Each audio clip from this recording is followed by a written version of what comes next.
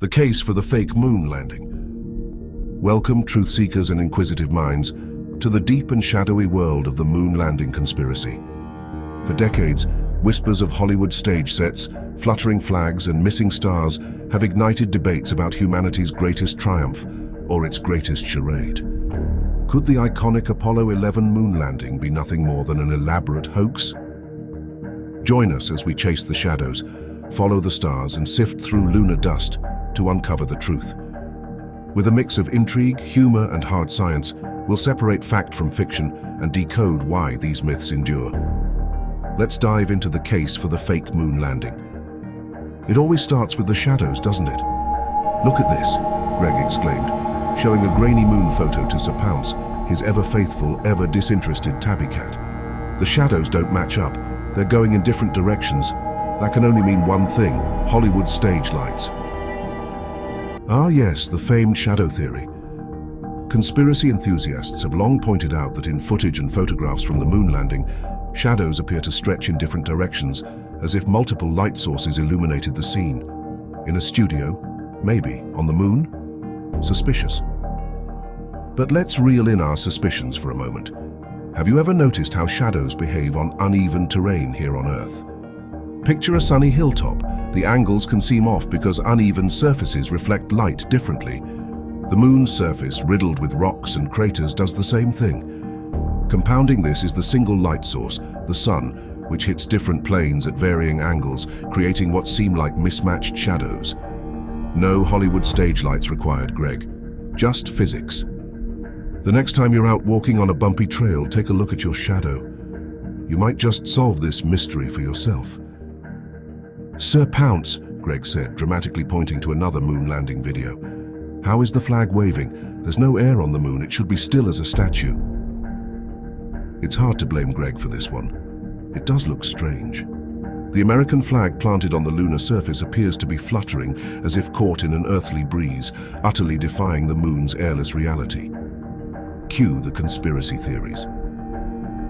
To untangle this mystery, we need to look at the flag's design. Knowing full well that there's no breeze on the moon, NASA engineers gave the flag a horizontal support rod across the top to keep it standing proudly. When astronauts set up the flag, their hands disturbed the fabric, causing it to ripple, just like shaking out a rug or waving a towel. Furthermore, the moon's low gravity makes movement slower and more exaggerated, so when the flag was jostled during setup, it appeared to flutter. Suspicious, perhaps at first glance. But once you consider the physics, it's nothing more than some well-engineered patriotism. Sorry, Greg and Sir Pounce. Shampoo commercial levels of flag fluttering just don't hold up in this one. Okay, but this one has no explanation, Greg announced confidently. There are no stars in the photos. How do you go to space and forget to photograph the stars? Because they shot it in a studio, that's why. Ah, Greg, our favorite skeptic.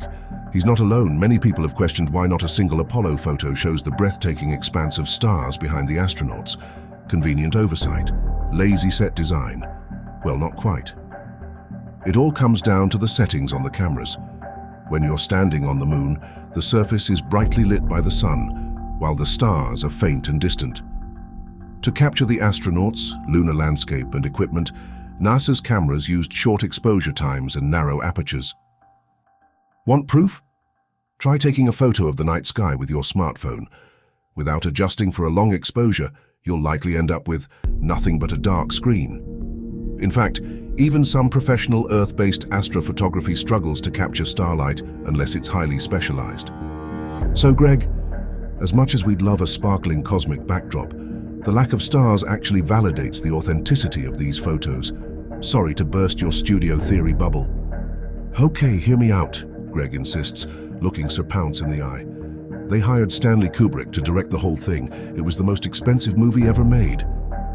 For years, conspiracy theorists have clung to the idea that if the moon landing was fake, a visionary filmmaker like Kubrick must have been behind it. After all, his movie 2001, A Space Odyssey, convinced audiences they were in space. Did NASA give him an even bigger stage? Let's do the math.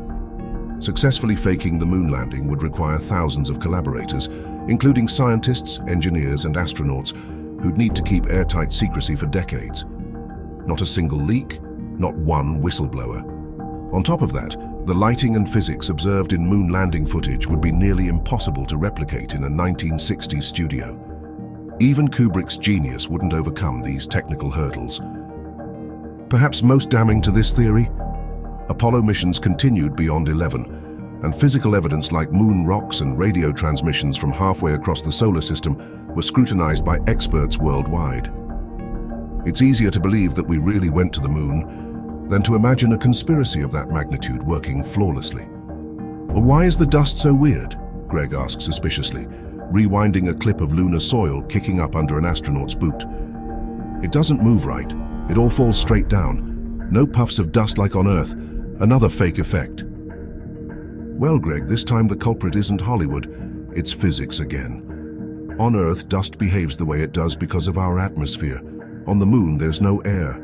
Lunar soil falls straight back to the ground in graceful arcs because there's no atmosphere to disrupt its motion.